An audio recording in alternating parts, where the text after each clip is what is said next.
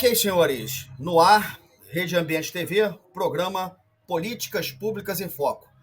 Antes de nós iniciarmos o nosso programa, eu queria, em nome da Rede Ambiente TV, do programa Políticas Públicas em Foco, desejar aí, solicitar o nosso pesar à família do Ari Toledo, um grande comediante que perdemos agora, de ontem a hoje, né? Tivemos essa perda no humor brasileiro e que levou o humor brasileiro para fora do Brasil, né, para outras soberanias, muito conhecido. Então, todo o nosso pesar do programa Políticas Públicas em Foco, à família do grandíssimo humorista Ari Toledo. E também desejando a todas as crianças que cresçam em paz, que cresçam com sabedoria, que cresçam justamente dentro de uma excelente educação, que cresçam e virem essas crianças de hoje, dia 12 de outubro de 2024, que cresçam na nossa esperança de que o país será melhor e que poderemos galgar, né, o progresso com muito mais conhecimento, com muito mais cultura na mão ou nas mãos desses jovens. É o que nós desejamos também. Salve as crianças. Senhores, o tema de hoje será: a verdade, falar a verdade é crime? Antes de nós sairmos para o debate, vamos colocar, para que vocês entendam um pouquinho melhor do que nós estamos falando, das duas matérias que vão ser colocadas pela produção. Por gentileza, produção. Se isso pega no Brasil. E eu tô fazendo de tudo para que pegue. Pra quem não viu, eu fiz um vídeo que tá lá disponível no meu canal do YouTube, de uma proposta de lei na Espanha, feita, veja, por uma elite oligárquica. E a esquerda tá falando que isso é autoritário, antidemocrático. Pois bem, do que se trata essa proposta? Basicamente, o empregador passaria a pagar o salário na íntegra ao empregado. Digamos que um trabalhador ganhe 5 mil reais por mês. O empregador vai pagar para ele os 5 mil. E aí sim o governo tem que mandar o boleto ou outra forma de pagamento, como quer que seja, para ele pagar o FGTS, o INSS, todo esse roubo forçado, toda essa maneira coercitiva em que eles pagam o imposto. Porque é o conceito psicológico. O trabalhador passaria a ver que quem toma forçosamente grande parte do seu salário não são os empregadores, mas sim o Estado. E ele começa a mensurar: ora, tomam de mim R$1.000, em troca do quê? O que eu tenho de volta com isso? Praticamente nada, né? Então, é o conceito, de novo, repito, psicológico que está em jogo aqui. O empregador paga na íntegra e o empregado começa a perceber que quem toma isso de maneira forçada, sem dar nenhum tipo de retorno, ou um retorno muito caro, portanto um dinheiro pago de forma ineficiente ao Estado, que atua como uma máfia, ele passaria a olhar e falar: acho que está caro demais. Como que a esquerda está reagindo na Espanha? Chamando de antidemocrático, de autoritário. Ora, nós estamos pregando dar autonomia para a classe trabalhadora, aquela que a esquerda finge defender, mas está com medo, inclusive está chamando que isso pode levar a uma rebelião fiscal na Espanha, a classe trabalhadora contra o Estado. É óbvio, é só abrir o olho de grande parte da população que não tem a menor ideia quanto paga de imposto. Já mandei aqui para Luiz Felipe de Orleans e Bragança, que sou eleitor dele há muito tempo, já me respondeu falando que é uma excelente ideia. Mandei para Marcel Van Hatten no WhatsApp, que ainda não me respondeu, acabei de mandar. Enfim, vamos colocar pressão para que as pessoas comecem a saber como eles são roubados e quanto do dinheiro é retirado do salário deles, que é caro, e eles não têm nada de volta. O Estado atua sempre como uma máfia. Basta as pessoas começarem a perceber, e cada vez mais estão percebendo. Seguimos adiante, compartilhe, porque quanto mais pessoas tiverem ideias, colocaremos em prática e sim, derrubaremos essa máfia chamada Estado. Vejam quão pesada é essa frase de Dostoiévski. A tolerância vai chegar ao ponto em que pessoas inteligentes serão proibidas de fazer qualquer reflexão para não ofender os imbecis. O politicamente correto transformou opiniões em ameaças e os que têm algo importante para dizer acabam sendo calados, enquanto os que falam bobagem têm palco e aplausos. Já parou para pensar que quem deveria estar fazendo as pessoas refletirem, quem questiona, está sendo silenciado? Hoje em dia, a mediocridade está sendo protegida. Chegamos ao ponto em que a verdade virou um problema. E o pior de tudo que está moldando uma geração que prefere ouvir o que agrada do que encarar a realidade. Se continuar assim, as mentes críticas vão ser sufocadas e vamos nos afogar num mar de ignorância. Falar a verdade não pode ser um crime. Ok. Bom, duas matérias significativas, duas matérias que estão aí para que os senhores reflitam. Quanto a algumas palavras do vocabulário daquele que estava fazendo a narrativa, nós não vamos entrar nesse mérito das palavras um pouco mais pesadas ou não, para alguns que entendam assim, né, que possam se sentir atingidos por essa situação, mas o sentido dessa mensagem, dessa matéria que foi colocada no ar, o sentido não é de agredir ninguém, o sentido é de colocar na mente das pessoas que elas reflitam por aquilo que elas estão querendo para deixar para os jovens que estão aí, né? Qual é o legado que vai se deixar? Nós queremos deixar o quê? Um país falido ou não? Isso independente de governo A, B ou C, porque é o seguinte, o que se faz dentro de uma política é feito por pessoas. E pessoas na política, pessoas em todas as esferas de trabalho, em todos os segmentos da sociedade, nós temos, como digo sempre, o joio e o trigo, independente de partido político, independente de sala de aula, né, independente de família, nós temos sempre um joio e um trigo, tem sempre um filho que sai ali pela culatra, como se diz, né, e tal, eu eduquei todo mundo igual, enfim. Então nós estamos aqui só querendo passar para vocês aí do outro lado que este programa é sério, este programa é transparente, esse programa tem voz e esse programa dá a voz para aqueles que vierem, por acaso, se prontificarem a participar. Então, antes de dar a palavra para os colegas, os debatedores, o primeiro vídeo que nós assistimos, ele diz ali de uma fomentação com relação àquele que faz um contrato bilateral, ou seja, patrão e empregado, eles têm um contrato de prestação de serviço e de quanto vai ser recebido por esse que vai prestar o serviço, intelectual ou braçal, certo?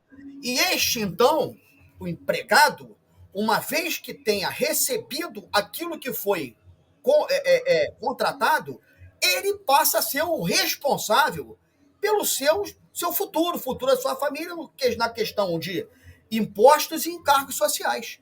Nada mais justo do que não repassar esse peso para a empresa. Eu entendo assim, aí sim seria uma reforma tributária muito satisfatória. Porque se eu faço um contrato de 10 mil com o empregador, eu vou ganhar os 10 mil conforme o contrato pactuado, né?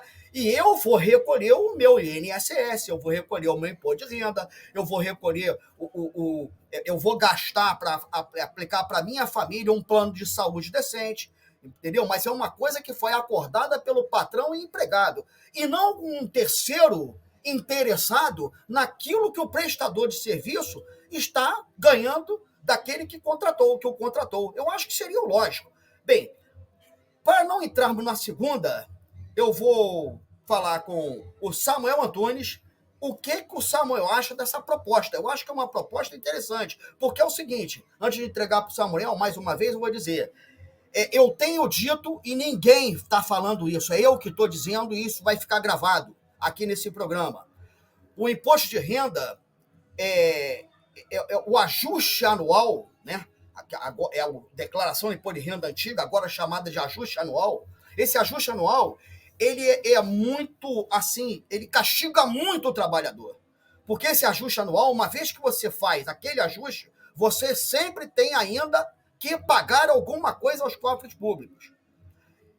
E engraçado é que o nosso filho, que tem 24 anos, ou 24 não, 21 a 24 anos, que não esteja numa faculdade, ele passa a não ser mais nosso dependente. Olha que situação. Mas nós somos obrigados a pagar um Bolsa Família, um Bolsa isso, um Bolsa aquilo, para um auxílio reclusão, para uma pessoa que está em condição de rua, né? Mas que está sempre infringindo a lei. Nós estamos sustentando isso. Mas o nosso filho, por ter parado uma faculdade naquele íntere de 21 a 24 anos, passa a não ser mais nosso dependente. Mas o nosso filho não tem emprego, não tem frente de trabalho. E aí, como é que fica? O filho da gente não é o nosso dependente? Nós não vamos ter que custear o nosso filho e a sangue do nosso sangue? Que isso? Que situação, que coisa complicada aí, totalmente controversa é essa? Podemos custear daquele que está morando na rua e que não está prestando nada de bom ao Estado, pelo contrário, está procurando infringir as normas, como furtos e latrocínios, que nós sabemos, né? E aí, como é que fica? E o nosso filho não pode ser o nosso dependente? Que situação é essa? Samuel, qual a palavra?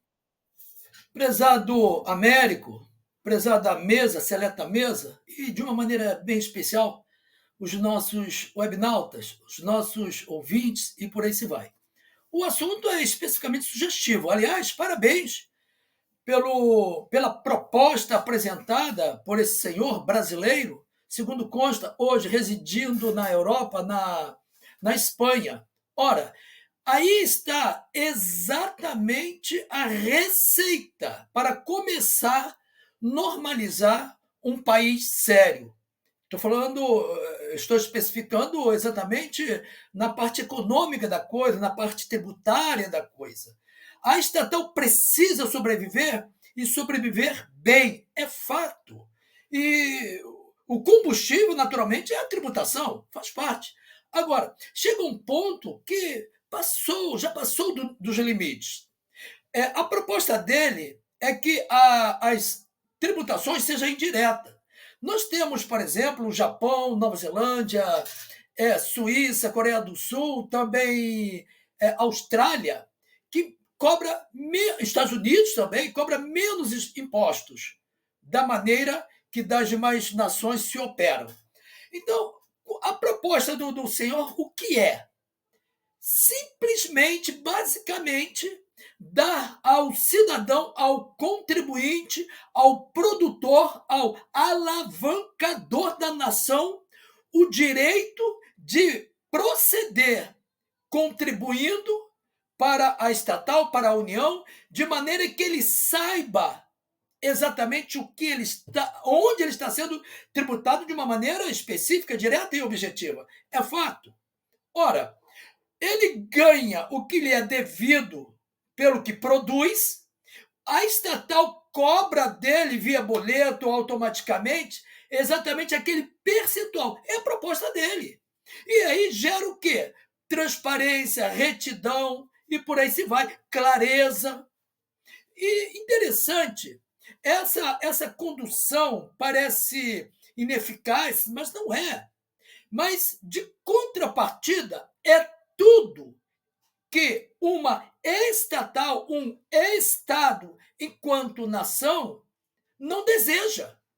Porque da maneira que é operacionalizado, por exemplo, no Brasil, ora, exatamente nós não sabemos o que nós estamos contribuindo, pagando para o Estado. Assim como não sabemos de que forma, de uma maneira transparente, clara, augusta, límpida, nós não sabemos, de maneira que o nosso dinheiro, o nosso recurso é empregado. Isso é fato. Até porque o atual sistema de governo ele bota um bloqueio para que a população, a opinião pública, não tome conhecimento de que maneira está sendo gasto. E ele fala, inclusive, ele valoriza a expressão da verdade. E quando a nação, quando a estatal usa de transparência, de clareza, de verdade no que ela propõe a fazer diante da população, as coisas andam, né? Prospera a estatal, o Estado enquanto nação, bem como todos os que ali residem, moram e são, sobretudo, fruto daquela terra. Aí está o segredo. No caso do Brasil, a nação mais rica do mundo, diga-se de passagem, e vive nessa situação que nós bem sabemos. É provável que, nesse momento, já todos nós já estejamos sendo taxados por mais um imposto. Mas observa-se que nas duas falas, que são brilhantes, e é exatamente uma proposta para reflexão da atual situação econômica em que vivemos, que sugere a clareza, a transparência, a verdade. É a verdade, senhores. Agora precisamos falar alguma coisa sobre verdade. Existem termos que todos nós sabemos o que é, sabemos operacionalizar, mas não sabemos, temos uma certa dificuldade de definir. Por exemplo, ele traz a sua fala, as duas falas em cima de verdade. Defina a verdade. Ora, a verdade, podemos entender, naturalmente, nós vamos abrir o nosso coração, é a expressão da essência. A essência é aquela parte mais pura, ou totalmente pura. Então, a verdade é a essência dessa parte, né? É a essência do autêntico, a parte mais pura do verossímil. Isso é verdade. A verdade é inconteste. Afinal de contas, ela é verdade, é a pureza, é a cristalina. A verdade, ela é augusta, límpida. Afinal de contas, ela tem nome, é verdade. Ela é intocável, ela é verdade. Não tem como mexer na verdade de maneira que venha a imacular a sua essência. Afinal de contas, ela é verdade. É fato. Na perspectiva bíblica ou na perspectiva teológica, o Cânon Sagrado diz que a verdade é a essência exatamente do eterno, do Criador, até porque diz o narro sagrado que o eterno Criador, ele é a verdade, a pureza da verdade. Ele é o Criador indizível, tremendo, poderoso, Pai da eternidade, é produto de si mesmo, de si próprio, é a verdade. O que nós vamos entender?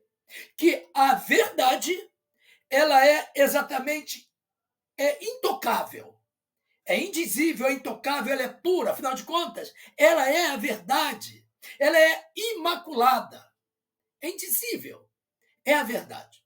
Quando a verdade ela está sendo utilizada em todos os sentidos, de todas as formas, o que ocorre é que os projetos se avançam, tudo se encaminha de maneira próspera, porque a verdade, ela produz, ela elabora exatamente o avanço, a prosperidade. É verdade. Agora, notemos, sendo inexplicável a verdade, mas ela é da mesma proporção facilitada para ser alcançada desde que a pessoa queira. Agora, tem um detalhe importante que eu gostaria também de compartilhar, que é de muita importância. De contrapartida da verdade, em oposição à verdade, surge, senhores, a mentira. E vamos observar que naquela segunda fala que nós assistimos, o narrador ele brada pela valorização da verdade. Na primeira fala, nós vamos ver que o narrador ele narra pela valorização da verdade, mas também ele dá a entender, ele sugere o cuidado, o zelo, a cautela com a sua contrapartida, que é exatamente a contra-verdade, que é exatamente a mentira.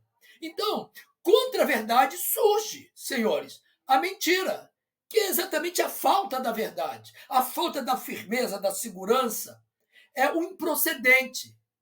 Dentro dessa linha de entendimento filosófico, permitam-me, senhores, mas eu preciso adentrar um pouquinho, não vou estender muito, primeiramente nesse campo filosófico, para que entendamos que um dos instrumentos, aliás, alguns instrumentos da contra-verdade, ou seja, da mentira, que são muitos os instrumentos, buscando o desfazimento da verdade, é a narrativa.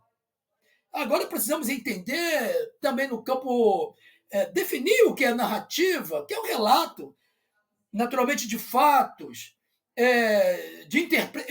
pela via das interpretações, que é exatamente a hermenêutica da coisa, interpretação, né? Que é quando o narrador, né, ele vai para o seu público com aquelas suas narrativas, ou seja, para os seus narratórios, ele vai exatamente para o seu ouvinte apresentar a verdade, não essência, não da sua essência, mas da essência da sua interpretação.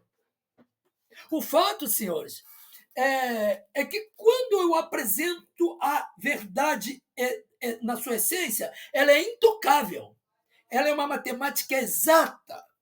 Quando eu apresento uma, entre aspas, verdade, fruto da minha interpretação, quando eu vou no texto, tiro do texto com infidelidade o que no texto está e aplico a hermenêutica, eu trago uma infidelidade na leitura, uma manipulação e depois na minha interpretação da hermenêutica. Aí eu passo para o público uma verdade falseada, que não é uma verdade, é uma narrativa. Então precisamos atentar para esses fatores. Não estou fugindo do objeto da programação, porque é de muita importância que procuramos entender esses fatores para encerrarmos por essas vias. Olha só, além da narrativa, tem também boatos, fake news, histórias, opiniões e por aí se vai, né? Porém, precisamos entender ainda que somente a verdade tem a firmeza, a sustentação e, sobretudo, está bem alicerçado. É fato. Aliás, com relação à verdade na perspectiva filosófica, nós vamos observar 6 séculos antes de Cristo, um grande filósofo, Zenão de Eleia. Eleia é uma cidade, e Zenão de Eleia, da Grécia Antiga, ele vai escrevendo sobre a verdade, ele diz, se não falhar a memória, o que se move. E está exatamente no mesmo lugar, exatamente agora. Ele fala, neste momento. O que ele quer dizer? Que a verdade, ela é intocável, ela não para, ela está ali parada. Ela está no mesmo lugar desde a sua essência agora. Não se move. A mentira, ela é retocada. Agora, a mentira, ela prospera até que se chegue à verdade. Pois bem, ainda terminando a fala de um outro filósofo, e esse eu creio que muitos conhecem, com relação no narro sagrado, o apóstolo Paulo, escrevendo a sua missiva em 2 aos Coríntios, capítulo 13, verso de número 8, o apóstolo Paulo diz que porque nada podemos contra a verdade, senão pela verdade. Não é verdade? Então, com relação também à mentira, aí para começarmos a entender e fechar a linha de entendimento, cabe um questionamento. É erro mentir? É feio mentir? É antiético mentir? Vamos aumentar um pouco mais? É pecado mentir? Vamos aumentar um pouco mais? É crime mentir? É um ato delituoso mentir? O que diz o nosso ordenamento? No nosso Código Penal brasileiro, no seu artigo 342, senhores, diz que crime de falso testemunho é crime. Falso testemunho, falsa perícia, falsa testemunho, falso laudo pericial é crime. O tradutor laborar indevidamente é crime. O contador é crime. O intérprete proceder indevidamente pelas vias da antiverdade é crime. Então, mentir é crime, sim. Precisamos falar a verdade e, na verdade, se firmar em tudo. Agora, note bem, Falar a verdade não é crime, senhores. É honroso falar a verdade. Crime é mentir, como eu tenho falado. Na prática, a atual situação em que a sociedade brasileira passa, o que se percebe, e é fato, isso é científico, é comprovado, um aparelhamento, né, em todos ou quase todo segmento da sociedade, e que se percebe mais ainda esse aparelhamento em detrimento da verdade, segundo a fala da sociedade brasileira, em detrimento da administração pública, em detrimento da verdade e em favor da mentira, do mentiroso e dos seus agregados. Lamentavelmente tem ocorrido. Isto posto, para encerrar mesmo, percebe-se ainda o grande mentiroso sendo enaltecido, a mentira prevalecendo e fazendo à vista de toda uma nação do que lhe é próprio. Ou seja, a mentira, ela elabora, ela trabalha com o desvio, com a corrupção, com a falência, com a dívida e com a taxação. Voltando para terminar lá na primeira fala, aqui eu encerro. Quando se tem a pureza da verdade, a transparência, quando o trabalhador, o produtor, o construtor, o alavancador da nação, pelas suas mãos produtoras, recebe o que lhe é devido e, de uma forma clara, pelas vias da verdade, repassa a tributação de maneira límpida, clara, augusta, é tudo. O povo ele não recusa ser tributado. Ele quer tributar, mas quer exatamente todos os seus meios. Então, parabéns pela matéria e que estejamos assim, trabalhando em prol da verdade, com a verdade, conduzido pela verdade, e que esta matéria, essa proposta ocorra, aconteça aqui no nosso tão amado Brasil um dia, e que esse dia seja em breve. Ok, Samuel. Essa matéria foi colocada para nós, né, enviada para nós pelo Magesse, né, que está se recuperando de um problema na coluna, né? Um abraço aí para o Jorge Magesse, diretamente lá da Espanha, né, está se convalescendo. E essa matéria foi colocada de ontem para hoje para nós aqui do Jorge Magesse. Bem, voltando ao assunto, Gilvaneike de Souza, a verdade é crime? A proposta do segundo vídeo, a proposta é interessante, é relevante? Com a palavra. Ok, ok, Américo. Bom, vamos lá. O que é que eu entendo das duas matérias, né? Dos dois vídeos. Bom, primeiro, o que é verdade? A verdade depende do ponto de vista de cada um. No meu entendimento, a verdade é aquela que você não pode contestar. Ela vem acompanhada de fatos que comprove. Então você tem que ter fatos comprovatórios para que aquela verdade seja verdade. Porque senão você fala algo e diz é a verdade. Eu tenho que acreditar no que você está falando? Não, você tem que me apresentar algo que sustente a sua verdade. Na área jurídica é assim que funciona. Inclusive eu estou batendo de frente, vamos dizer assim, num processo de comitês de monitoramento, não vou entrar em detalhes, onde as pessoas falam as suas verdades, mas não apresentam nada, não comprovam nada. Ou seja, é a verdade falada. Mas a verdade falada tem validade? A verdade escrita tem validade? Será que aquilo que está escrito é verdade? Será que aquilo que foi falado é verdade? Como é que eu comprovo que aquilo que foi falado e escrito é verdade? Eu vou dar um exemplo aqui bem raso, tá? Como eu sei que aquela receita de bolo é verdadeira? Quando eu compro os ingredientes e preparo aquela receita. E aí eu vou comprovar se aquela receita é verdadeira ou não. Perceberam? Eu preciso comprar os ingredientes e fazer aquela receita e comprovar se ela é verdadeira ou não. Porque é uma receita que está escrita. Mas eu não sei se é verdade ou não. Eu tenho que comprar os ingredientes. Então, na área jurídica, nós vemos algumas falhas, inclusive de decisões de juízes, tá? Ah, tem a testemunha. A testemunha foi lá e falou. Sim. Qual é a base da fala daquela pessoa que está testemunhando? Ela pode ter simplesmente combinado. Aí tem operador de direito que fala assim, não, a gente percebe, não é bem assim não. Tem argumentações que são muito bem articuladas. Então, assim, no meu entendimento, para ser verdade tem que ter comprovação. Ciências exatas. Eu falo a verdade e comprovo. E eu estou fazendo isso, inclusive, nesses comitês de monitoramento e em outros que eu participo, né?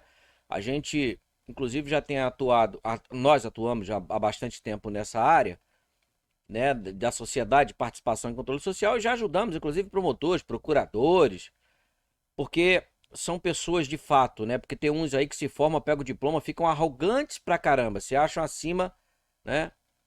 Nós não temos o diploma, mas atuamos há mais de 30 anos, né? Alguma coisa tinha que ficar aqui na cabeça. Então, verdade, para minha pessoa, né, é quando eu posso comprovar. Eu apresento a minha verdade e comprovo ali, com vídeo, com documento. Ah, sim, é verdade. Agora, só falar e dizer, não, o que eu estou falando é verdade, eu vou rir e vou dar cambalhota, porque eu não sou obrigado a ter aquela sua fala como verdade, ou o que você escreveu como verdade, ou quem quer que seja. Ainda mais na atualidade, no mundo em que vivemos. E não é só nessa atualidade, não. Lá atrás, desde a era dos dinossauros, muita coisa mentirosa vem sendo escrita, onde você não consegue comprovar. Como é que você tem aquilo como verdade? Verdade, no meu caso, é quando eu posso comprovar. Se eu não puder comprovar, eu vou respeitar, mas aceitar nunca. Eu não posso comprovar. Pode ser uma mentira, como tantas que estão aparecendo aí, né? E a ciência, né, a pesquisa, vem toda hora desvendando uma mentira contada. Por exemplo, que o continente africano é o continente mãe. Mentira. Pelas pesquisas e a ciência descobriram fósseis que com teste de carbono fora do continente africano são mais antigos do que os fósseis descobertos no continente africano. E aí? Era uma verdade propagada. Mas não tínhamos como ter comparações, não tínhamos como comparar, como fazer a receita. Aí surgiu uma forma, aí mostrou, ó, não é bem assim não. Mas devem surgir outras verdades. E assim a humanidade caminha. Então eu sempre caminho, pessoa, eu sempre caminho com freio de mão puxado com essas verdades. E só passo a acreditar que é verdade mesmo quando eu posso comprovar. Então se você fala, comprove. Você tem um vídeo, tem até um personagem né, que deixou esse planeta, né, Chico Anísio, né, Pedro Pedreira, personagem do programa do Chico Anísio, que ele falava, você tem vídeo, tem imagem, tem foto, você tem testemunha ocular do fato, então não me venha com churumelas. E é uma verdade, não me venha com churumelas.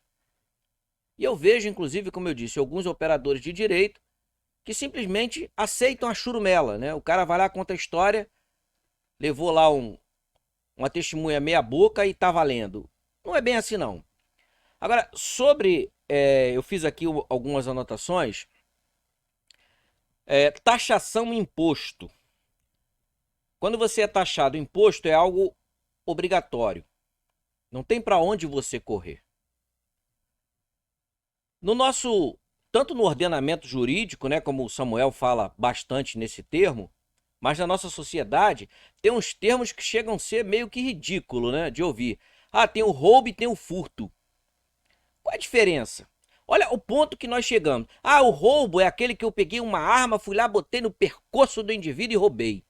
Aí isso é roubo. Não, furto é quando eu vou lá e tiro uma coisa que não é minha. Isso é furto. Mas não tá roubando do mesmo jeito? Quer dizer que se eu for invadir a propriedade de alguém, pegar uma manga, eu tô furtando aquela manga, tô roubando a manga, aquilo não me pertence. Isso acontece na energia elétrica, né? Onde nós que pagamos a energia elétrica, nós pagamos pelo furto de quem não paga. Na minha conta, na conta dos senhores e daqueles que vão nos assistir, é 30% a mais. E aí eu te pergunto, bom, eu pago 30% a mais e vivo num município às escuras. Você acha que os representantes, entre aspas, do povo não sabem que esse recurso não funciona, não serve para a função de clarear a cidade, dar segurança à cidade? E por que eles não acabam? Milhões, bilhões, é muito dinheiro que entra nos cofres públicos para manter justamente os parasitas, tanto no executivo quanto no legislativo. E eles não tiram esse imposto, porque eles dizem que é contribuição. Eles são tão covardes que eles botam contribuição. Contribuição você contribui se quiser. Quando você é obrigado a pagar, não é contribuição. É roubo mesmo. É roubo. Estão indo lá no teu bolso e estão metendo a mão. Você não tem como. A iluminação pública é um exemplo disso. E eles não tiram. Não tiram. Então, a proposta desse cidadão é muito boa. Mas eu acredito que dificilmente vai passar, seja na Europa, em qualquer lugar, principalmente aqui no Brasil. Porque se isso passar, isso vai vir um efeito em cadeia. Por quê? Maldita hora, eu li isso, ou assisti isso, eu não me lembro. Maldita hora que a sociedade resolveu criar governo. Eu li uma passagem, enfim, um folhetim um dia, né? Que tinha um lugarejo, né? Uma comunidadezinha. Todo mundo vivia muito bem, cada um sabia da sua responsabilidade. Todo mundo acordava cedo, igual a mim, varria a frente da sua casa, cada um cuidava da sua vida. As coisas funcionavam redondinhas. Aí chegou lá um espertalhão, vamos criar aqui um governo. Pra quê? Não, porque aí o governo vai cuidar de certas coisas que a gente não tem tempo. Pronto, acabou com a comunidade. Aí começaram a crescer o governo, que é o que acontece com a nossa sociedade. Hoje o pai não é pai, a mãe não é mãe, porque o governo é que tem que ser pai e mãe. Olha o nível que chegamos. Botamos pessoas no mundo, mas não somos sequer nem pai nem mãe, porque quem vai dizer o que deve e o que não deve não é o pai e a mãe, é o governo. Olha só que doideira. Estamos vivendo nisso. E aí você imagina, né? Se cada um cumprisse com seu papel de cidadão dentro de um processo, como a colmeia de abelha, ou como formigueiro, cada uma formiga, cada uma abelha sabe do seu papel. Nenhum invade o papel do outro, cada uma sabe o que fazer. E as coisas funcionam. Imagina se todo mundo acordasse cedo e varresse a frente da sua casa. Quantos milhões seriam economizados pelos representantes, entre aspas, para varrer a rua dos porcalhões? Muito dinheiro, né? Muito dinheiro. E aí nós vamos andando. Essa proposta desse cara, imagina se fosse assim, o patrão pagasse ali a seco. E aí o governo ia falar, então beleza, você tá com dinheiro lá, você paga a sua saúde, paga a sua segurança, tranquilo. Eu ia pagar rindo, rindo. Porque o povo brasileiro paga uma verdadeira fortuna por uma segurança que não existe, é de fantasia. Não existe, não te deixa fazer a sua própria segurança, e aí tem agravante, te cobra por uma saúde porcaria, onde você tem que trabalhar, hoje eu acredito em 6 meses, talvez já esteja até passando, era 5, pelos últimos levantamentos, mas eu acho que já está 6 meses. Imagina você se rebentar 6 meses de trabalho para dar na mão dos seus supostos representantes que surrupeiam, né? Roubam literalmente do suor do seu trabalho para te dar uma saúde que não existe, uma educação porcaria, universidades sendo transformadas em pardieiro de maconheiro, que não aprendem nada, né? E vão estar aí ocupando algumas áreas. E por aí vai. Então assim, nós pagamos muito caro para ter nada em troca. Um sistema jurídico, nessa questão dos comitês de monitoramento, eu estou fazendo um vídeo e toda hora eu estou cobrando do MP. E eu sei que tem bons promotores, eu não estou aqui generalizando. Tem bons operadores de direito, mas são minoria. E aí, você paga caro para manter, por exemplo, o Ministério Público, que a cada hora surge um. Qual o retorno que temos? Você paga caro para manter todo um sistema judiciário. Qual é o retorno que temos? Você paga caro para ter um legislativo, seja municipal, estadual e federal. Qual é o retorno que temos? E por aí vai. Olha, é tanto dinheiro que esse dinheiro tivesse na mão de quem trabalha de verdade, porque essas pessoas não plantam um pé de nada. Nada de nada. E não devolvem nada. Se você pegar o Rio de Janeiro, passou. Quando se você falar, pô, o Rio de Janeiro é vergonhoso. Ah, você tá de brincadeira. Vergonhoso já deixou de ser há muito tempo. Os rios todo poluído, as praias tudo poluída. Você tem duas baías que eu chamo dois pinicões, que é a Baía de Sepetiba e de Guanabara, para onde vai todo o esgotamento sanitário. Dinheiro não falta. Você não pode sair na rua para ter um lazer com a sua família. A sua filha não pode ir estudar na faculdade, que eu vi um caso no Rio de Janeiro que aquilo até eu chorei. Vou falar, eu chorei. Chorei. O testemunho de um pai, de uma menina, se formando em direito, estava indo para o estágio dela de direito, foi parada na rua por dois vagabundos, dois bandidos, que são protegidos pelo sistema. Pediram o celular da menina, deram um tiro na cabeça e mataram a menina. A menina prestes a se formar. Rapaz, olha, Chico, fica arrepiado, cara, só de falar isso. Você assistir a matéria, você chora. Você chora. E aí, a sociedade bancando todo um sistema, pra quê? Pra quê? Essa proposta desse cidadão é o mínimo, é o óbvio do óbvio. Se eu sou patrão, eu pago, eu quero ter retorno. Não é assim que funciona? Se você paga para um mecânico consertar o seu carro, ele tem que consertar o seu carro. Se você paga para um camarada pintar a sua casa, ele tem que pintar do jeito que você quer, porque você está pagando. Mas já nós, cidadãos, né, que estamos lá na base da pirâmide, nós pagamos para os supostos representantes nos roubar e não dão nada. E você reclama para quem? Ah, eu vou esperar um milagre. Um meteoro, uma luz divina baixar aqui, sei lá, levar essa raça para um outro lugar. Sobrou isso para a sociedade. Sobrou isso para a sociedade. Não temos mais espaço a quem recorrer. Quando recorremos, dificilmente dá alguma coisa. Dificilmente. Você conta nos dedos. Isso é fato. Pela lástima que é o nosso país. E não venha dizer que os países de primeiro mundo também é o céu, que não é. Uma inglesa que faleceu já há alguns anos, era gestora de unidade de conservação, ela escreveu isso. A escada da participação e controle social. O que é o controle social? É aquele que paga controlar o processo. Se eu estou pagando, eu quero que o processo me atenda e não o contrário. Mas aqui é exatamente assim. Você paga para dar boa vida para o seu empregado. Exatamente assim. Você paga para dar boa vida para o seu empregado. E você fica no chicote. O seu empregado diz quanto você vai ganhar. O seu empregado diz que você não é pai. Quem é pai é o seu empregado, que tem que tomar conta do seu filho.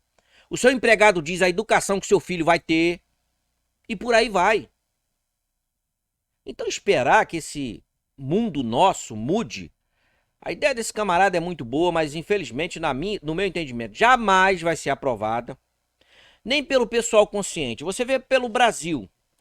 Porque agora nós botamos no Congresso, no Senado, pessoas contra... Que conversa fiada! Coisas básicas eles não mudaram. Como eu falei dessa cobrança, desse roubo da iluminação pública. E você acha que eles não sabem disso? Mas aí, se eles pensarem em mudar, o prefeito fala o seguinte, tu mexer nisso aí, tu sabe que aquele cabidal de emprego que tem lá na tua conta, a gente vai mandar embora, porque eu não vou ter como pagar. Aquele cabidal de emprego que tem lá na prefeitura, seu, vem da taxa de iluminação pública, ou seja, do roubo da iluminação pública. E eles não tiram. E aí fica lá o deputado dando uma de João sem braço, de sonso. Eles sabem o que fazer, sabem aonde mexer. Não mexe porque não quer.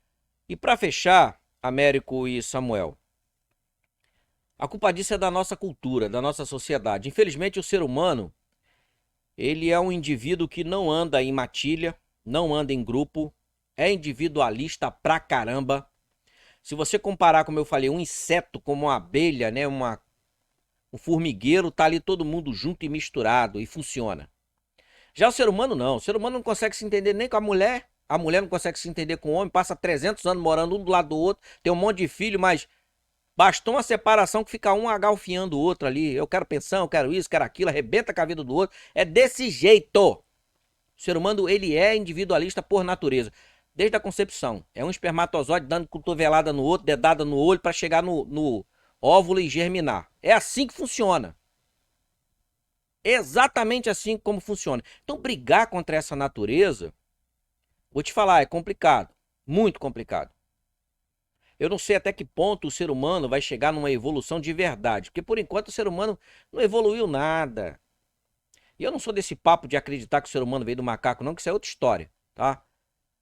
Até porque tem pesquisa sobre isso, eu não vou entrar no tema, porque senão eu tenho que comprar um caminhão de cerveja, porque esse é papo para uma semana.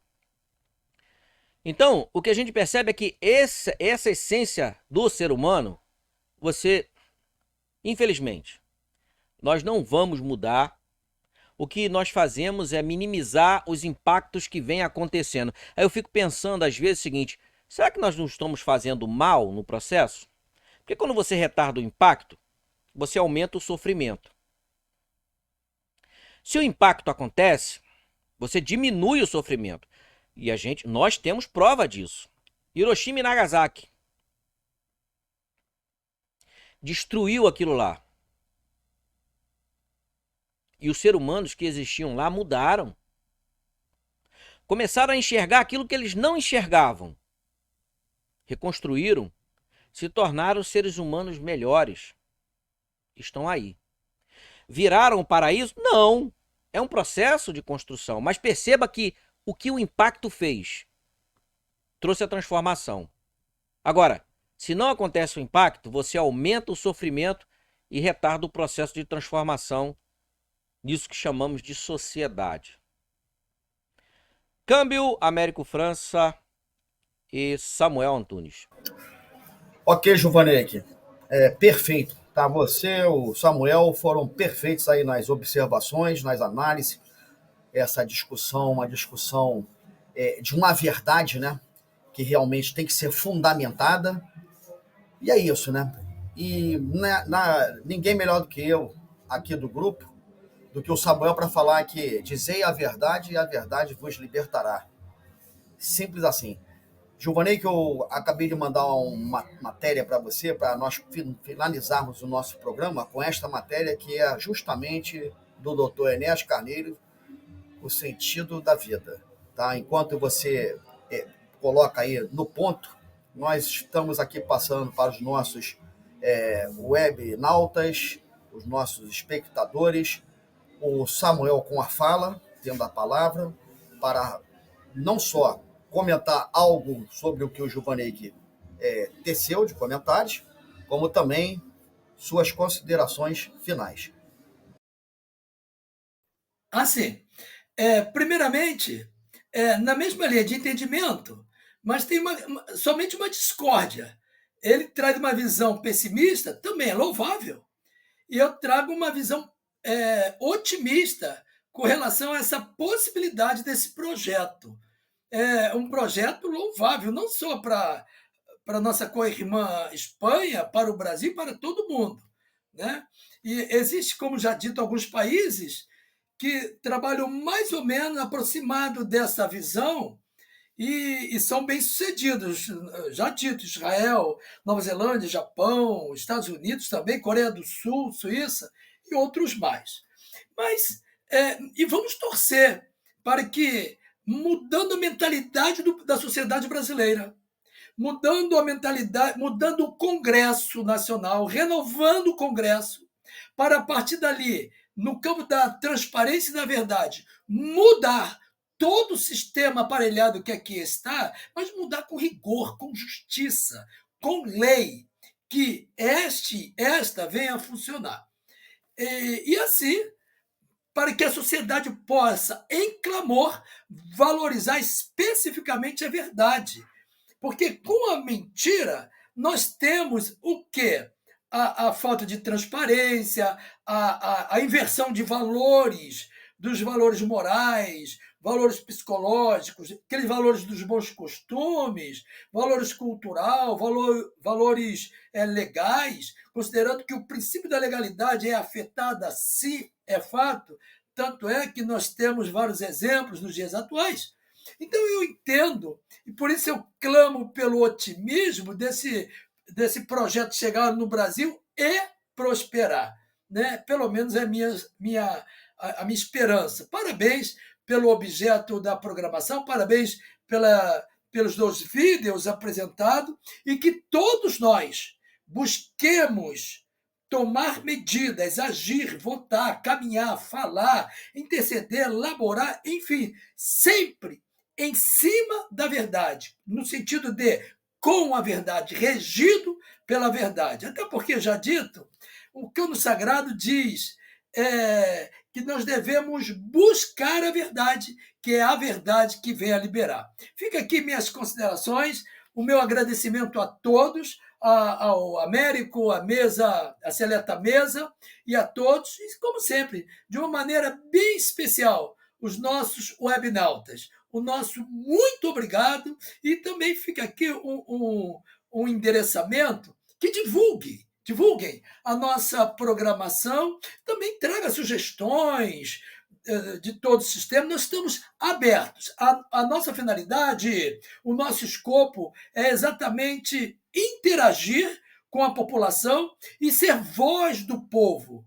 O povo, a sociedade brasileira, que nem sempre tem voz e vez, nós estamos aqui, nós estamos trabalhando com a plena harmonia de todos, que nós estamos aqui nos dispusendo para ser exatamente a voz e a vez do povo para falar e para bradar e ecoar exatamente no nosso Brasil. Um abraço em todos e o meu muito obrigado. Ok, Samuel, obrigado aí também pelas considerações finais. E Gilvanei com a palavra, comentando algo também que o Samuel tenha dito, né?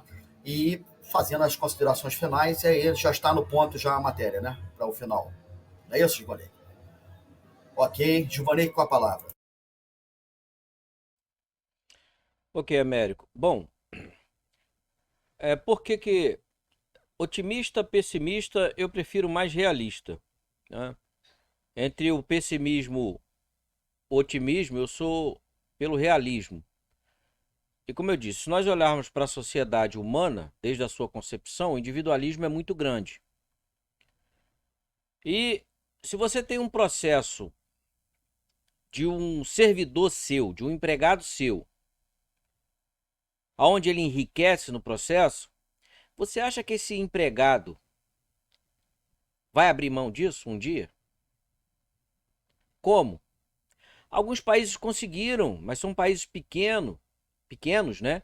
Que passaram por guerras, e você vê lá o político ir trabalhar, vereador de bicicleta. O que é dado a ele? Uma salinha, o mínimo de estrutura e uma secretária. Mais nada. E o salário? Não, não tem. Você quer? Ah, então deixa quem quer. Aqui o camarada entra. Primeiro que para entrar tem que jogar muito dinheiro. Eu nunca vi isso. O cara injetar a quantidade de milhão que se injeta para ser um governador, um prefeito, um vereador, um deputado. Deus do céu. O cara joga dinheiro que ele vai morrer e ele não ganha esse dinheiro de volta se ele trabalhar. O cara morre e ele não vai conseguir o dinheiro de volta. Então, peraí, como é que eu vou investir não sei quantos milhões para uma candidatura que, se eu for eleito, trabalhando ali arduamente naquele cargo, eu não vou ter de volta esses milhões que eu gastei? Por que eles fazem isso? Porque eles vão recuperar muito mais do que isso. De quem que eles vão recuperar? Do trabalhador. Como eu disse, o trabalhador, 6 meses trabalhando para bancar tudo isso. Daqui a pouco é 7, daqui a pouco é 8. Nós vivemos numa escravidão legalizada. Vai chegar o dia que o trabalhador vai ter que trabalhar só para comer, andar de tanguinha. Igual os escravos, ou então com aquele pano lá de algodão que davam, né? Vai chegar nesse ponto se a gente continuar assim. Porque era 5, agora já está em 6, daqui a pouco é 7, é 8, é 9, é 10, é 11, é 12. E 13, né? Porque eles vão pegar até o 13º salário. Ou seja, você vai trabalhar por conta de quê? Para comer só, e olhe lá. Dá uma casinha para eles, bota lá uma energia elétrica, uma televisãozinha e a comida só. Fica aí no seu canto. Você não vai ter direito mais de comprar nada, porque eu, Estado, vou lhe dar tudo. Você só tem que trabalhar feito um escravo.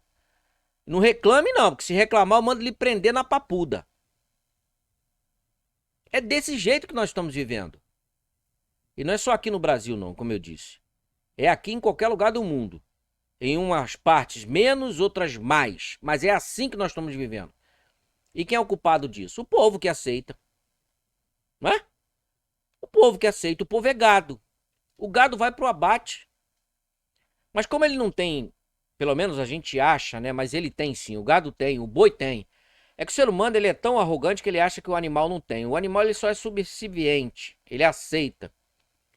Mas ele sabe que vai pro abate. Quem já foi num abatedouro, se você olhar um animal sendo abatido, você chora. Que o animal chora, ele sabe que vai ser abatido. Mas ele vai. Da mesma forma, o ser humano sabe que está sendo abatido, mas continua sendo abatido. E pagando a conta cara. Pagando a conta cara. É abatido todos os dias e pagam a conta cara. E quem está lá no poder não vai sair. Esqueçam isso. Porque eles entram pobres e saem ricos. Fica aí um bando de parasita reclamando do processo militar que eles chamam de ditadura. Me mostrem um militar que governou esse país que saiu rico. Pelo contrário, saíram pobres. A riqueza que eles tinham já tinham pelo soldo que eles ganhavam exercendo o papel. E assumiram um cargo de presidência e não ganharam nada.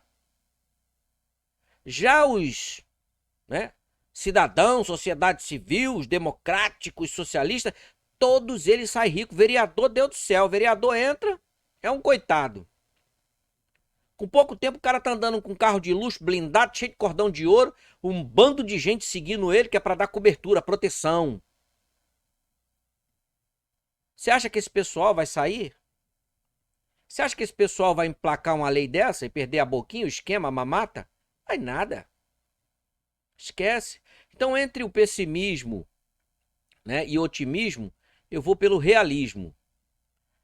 Levando como, e eu falo, né, na questão do direito e do que é verdade ou que é falso, quando você pega as bases, os exemplos, comportamento, como é que você espera que mude?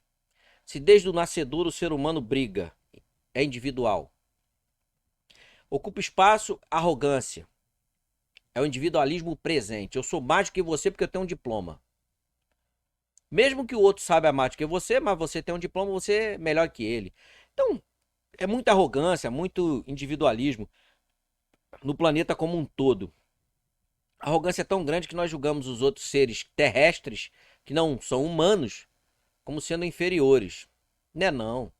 Se os outros seres terrestres fossem inferiores, um mosquitinho da dengue não te derrubava não, filho. Ele ia te dar uma picada e ia morrer. Mas a prova tá aí. Um mosquitinho vai lá, te dá uma picadinha e te mata. E você é superior? Conta outra. Conta outra, bicho. Vai procurar alguma coisa que fazer, entendeu? Conta outra. Você é inferior a um mosquito que te mata, te joga lá embaixo. Ah, mas eu descobri a vacina. O mosquito vai, se transforma e muda, né não? E continua te matando. Mas ele é um mosquito, não se esqueça disso. Não é verdade? Então eu não acredito nisso não, Samuel Antunes. Respeito a sua opinião, de todo mundo, mas olha, como eu disse, entre o otimismo e o pessimismo eu vou pelo realismo. Eu acho que precisa um choque muito grande, não é só na nossa sociedade, é no planeta como um todo, para essa raça chamada humano possa se transformar. Perdão.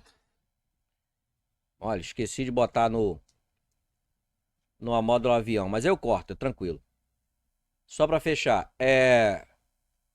respeito às opiniões, mas não acredito em transformação não. Eu acho que tem que ter um choque muito grande, não só na nossa sociedade, mas no planeta como um todo, para nós podermos aí, de fato, evoluir desse estado, né, de superioridade medíocre nosso. O ser humano tem um estado de superioridade medíocre demais da conta.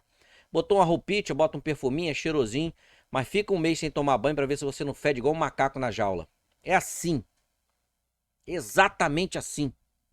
Nós nos camuflamos, nós criamos artifícios para mostrar a nossa superioridade. Somos nada. Somos nada. Nós somos fedidos pra caramba, nós somos porcos pra caramba. Só que nós tomamos um banho ali, nos camuflamos, né? Até na hora de correr atrás da fêmea, né? O camarada conta a história, se perfuma todinho, leva a flor. Depois que ele consegue o que ele quer, pronto, acabou. É impressionante, mas é assim. O ser humano é desse jeito.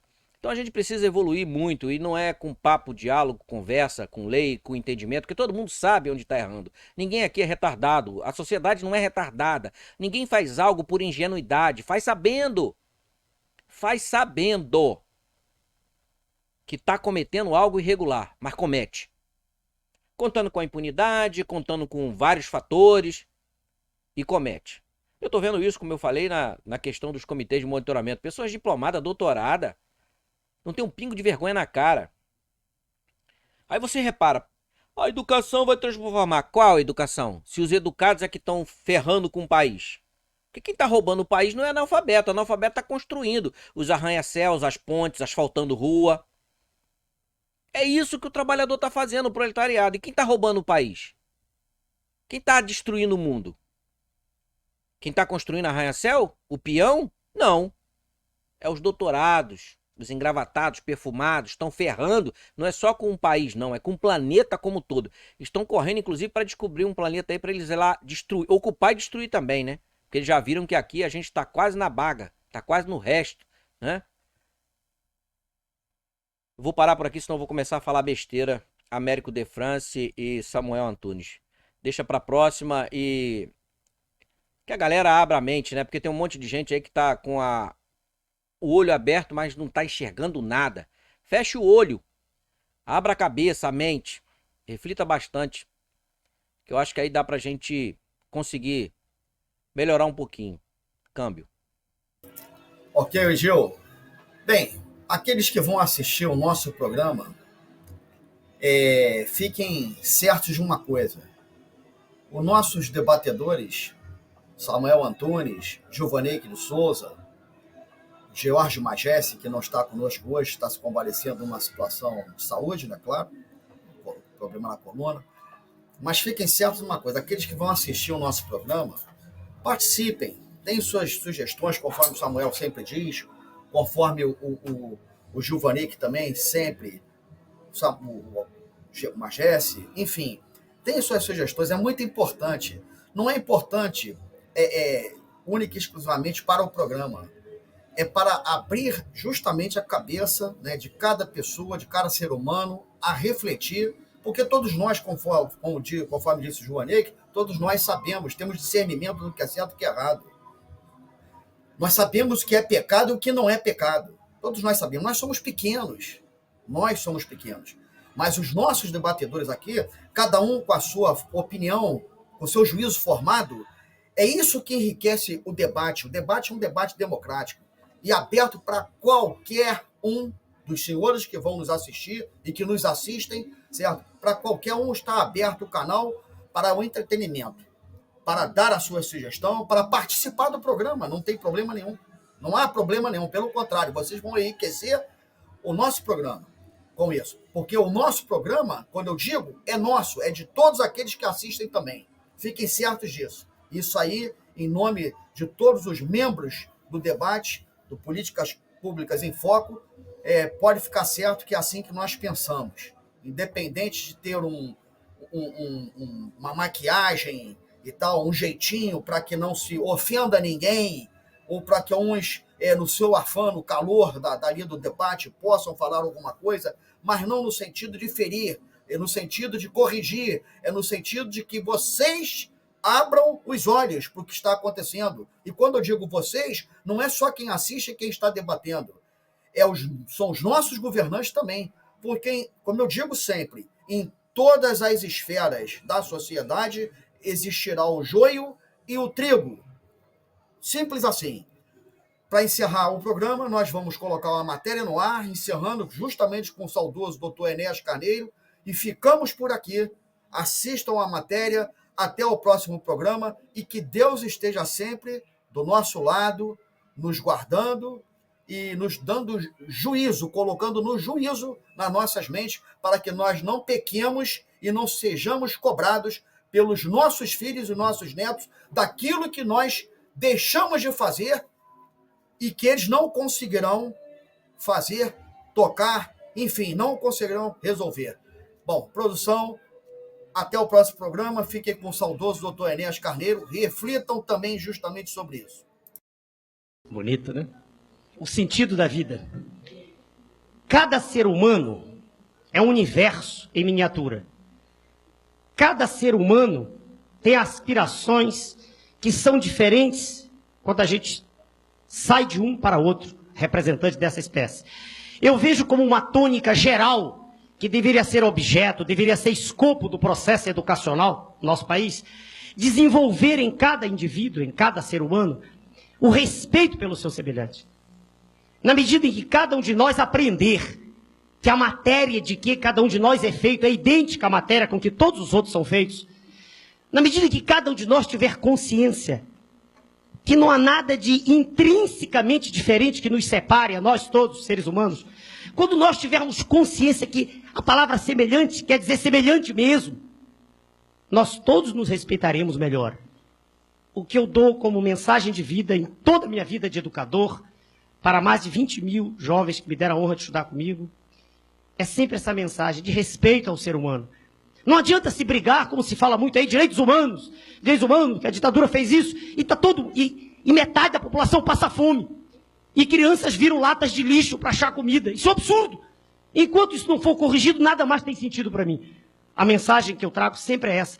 Olhar para o outro indivíduo, para a pessoa que... A diferença entre o indivíduo que limpa o chão e um astrofísico é uma diferença de informação. O que limpa o chão aprendeu muito pouco, coitado. Ele sabe apenas limpar o chão. Mas ele é tão útil quanto o astrofísico. Ele tem direito a uma vida digna. Esse, para mim, é o sentido da vida. Quando eu não me sentir mais útil, quando eu sentir que eu estou pensando só em mim mesmo, eu não tenho mais direito de estar vivo. É assim que eu penso.